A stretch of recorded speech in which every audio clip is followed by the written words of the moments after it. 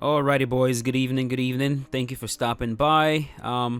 Some of you have asked me for more jiu-jitsu content. I understand that it's not for everyone. Not all of you are really looking for jiu-jitsu content, but I also know that some of you train jiu-jitsu and you enjoy watching me roll. So I'm going to show you guys a few sparring sessions that I got in while I was training for New Breed, the competition that I just did. In this, in the footage you guys are going to see, you'll see me working specifically my game plan. Now, the guy I'm about to face right here, he's quite significantly weighs more than I do, and the game plan is I'm going to pull guard, I'm going to get him into De La Hiva, I'm going to sit up and look to sweep. So right there, De La Hiva, Sumigeshi, hit him with a scissor sweep and end up in mount right away. Now, as I'm rolling, or as I'm training right here, I'm also doing my very best to keep an eye out on the points, because it's very important to do that for strategy. I'm not just rolling just for the fuck of it. Of course, the goal is submission, but I'm also doing my best to keep an eye out for how many points I'm earning, make sure I'm always up, and make sure I'm not being scored on. So right here, I'm in mount. I am looking to just pin him down using my legs. You will notice I'm not getting a crossface or anything. I'm not looking for it. I'm just basing out with my hands and looking to hold him down with just my legs. He does manage to bump me a little bit.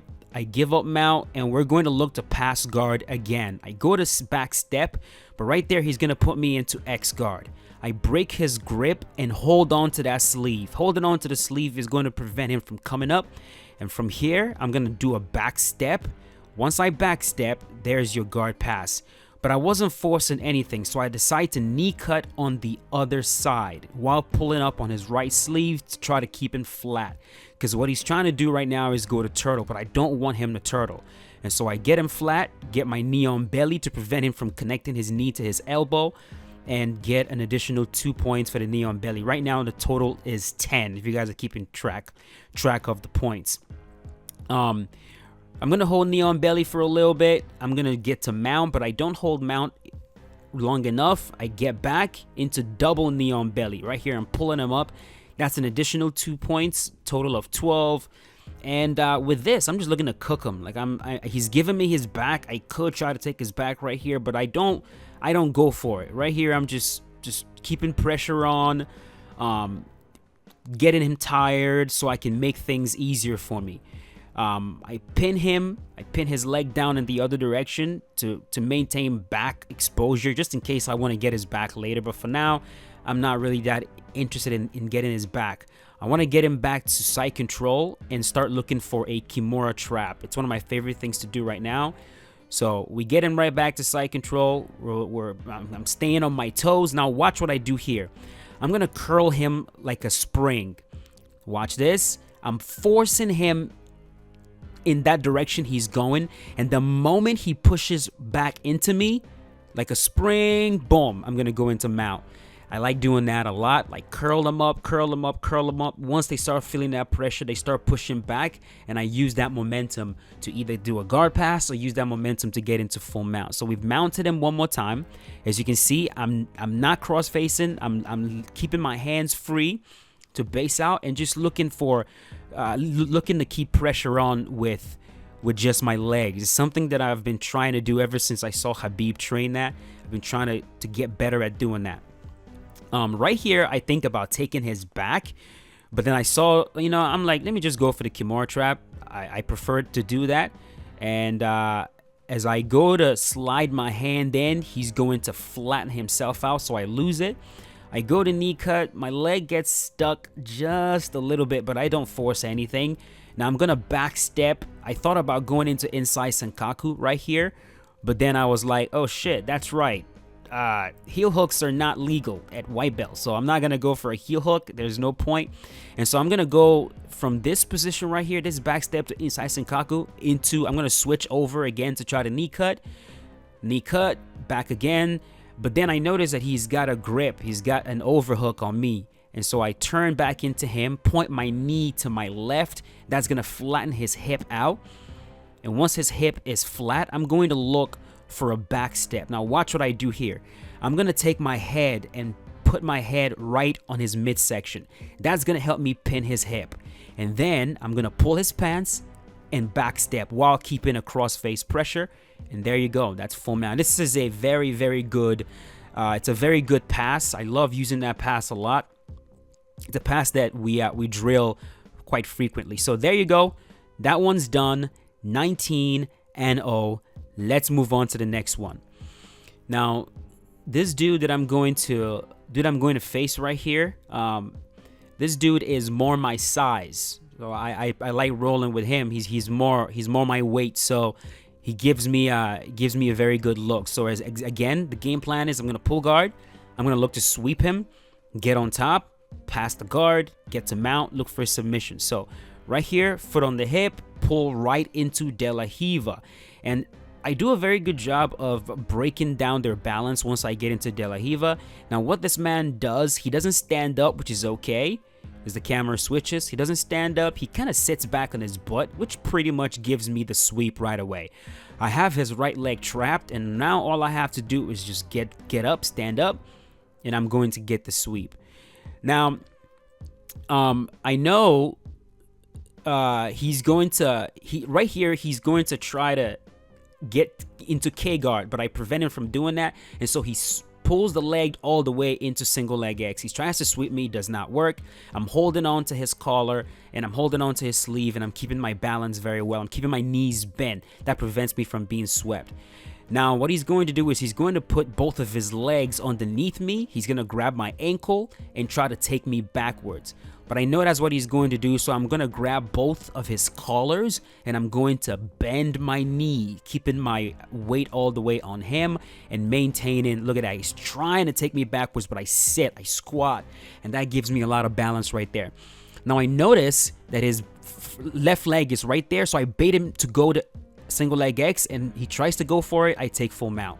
I like doing that a lot. When I notice that the opponent has both of their legs on the inside, almost in like a butterfly hook, I bait the single leg X. And when I bait the single leg X, the moment they try to go for it, I push the other knee down and jump right into mount.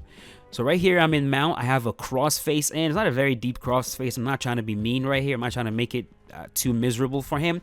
But what I'm trying to do right here is I'm trying to isolate his right arm. You'll notice I'm using my left knee, see that, to isolate it. And this right here sets him up for a triangle. Right now, his right arm is isolated completely, and I am trying to pass my right leg over. I'm going to pull on his shoulder, pass the leg over. Then I'm going to use a forward bias, lean forward. That allows me to lock the triangle, sit back, and get the submission. This is very important to keep in mind. If you're going to go for a mounted triangle, don't sit back. It could work, but a lot of times you lose it.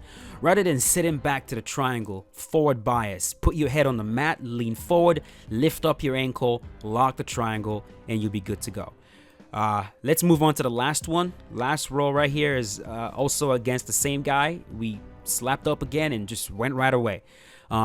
The camera, the recording right here is it's not a landscape mode, so I'm sorry about that. But he decides to pull guard, and I'm gonna immediately look to slowly get into the knee cut position. So I'm going to pin his right leg to the mat.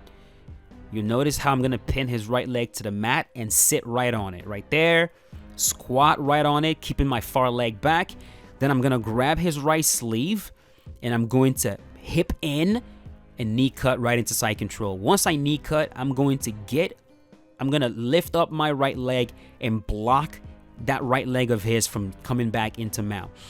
Now watch how I get into mount right here. I'm going to back step my left leg while cross facing. I'm going to switch from the cross face and actually go over an over grip. And then when I see him settle, I'm going to grab my own ankle to allow me to swing that leg right into mount right there. Now, if you are flexible, you're not going to need to grab your own ankle. You could easily swing it right from that back step position. But those of us that were not blessed with flexibility, we have to do it like that sometimes. Now, from here, against this dude, I do chase the back. When I'm facing someone that is my size, I chase the back every time I find it. So I'm going to start forcing the back right there. I'm going to get a collar grip, and I'm going to start setting up a bow and arrow right there. So right here, what I'm going to do is I'm going to sit right on my left hip, throw my right leg over, my left leg over, and I'm going to stretch them out. I'm going to pull with my left hand in one direction and pull with my right hand in the other direction, and that is your classic bow and arrow. It's a pretty miserable goddamn choke. It's not fun to be in, and this is one of those chokes that you can't really fight out of. There's certain submissions where people are able to fight it, like people can fight arm bars, people can fight triangles, people can even fight ankle locks, but when you get caught in a solid bow and arrow, all the variations of the bow and arrow, it's one of the most effective chokes that you can get if someone has a gi or if someone has a jacket. Like if you're in the street and you're facing somebody and they have a jacket on, if they have a shirt, if they have something on, you can get a bow and arrow once you get to the back. So it's one of my favorite chokes, man. I really, really love that because it has a wide array of application in sport jiu-jitsu as well as self-defense. So hope you guys enjoyed this little breakdown right here of my sparring sessions before New Breed. If you guys did, go right ahead and leave a like on the video. Helps out the channel. And I will see you guys later with a brand new one. As always, stay safe. Peace out. Have a good one, boys.